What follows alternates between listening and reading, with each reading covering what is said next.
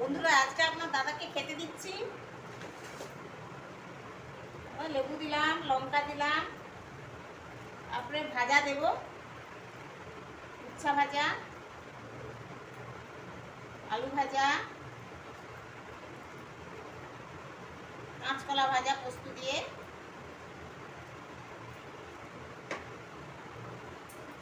আর চিংড়ি মাছ দিয়ে বৈতলের ডাঁটা আর কচু দিয়ে রান্না করেছি। দেখুন, এটা দেব। রান্নার অনেকগুলো আইটেম হয়েছে আজ।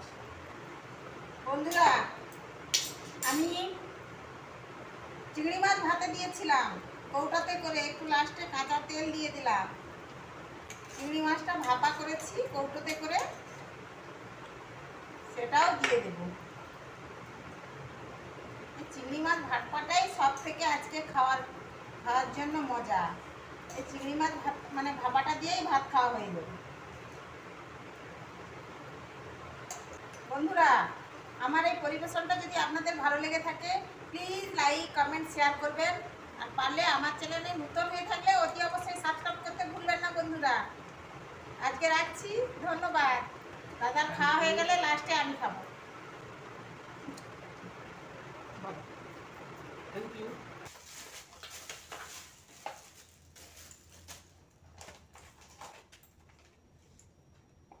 শেষ পাতে একটু দই দিলাম।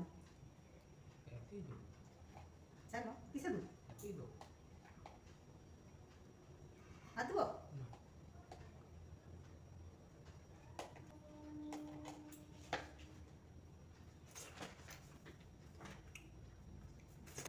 দইটা ভালো লাগছে।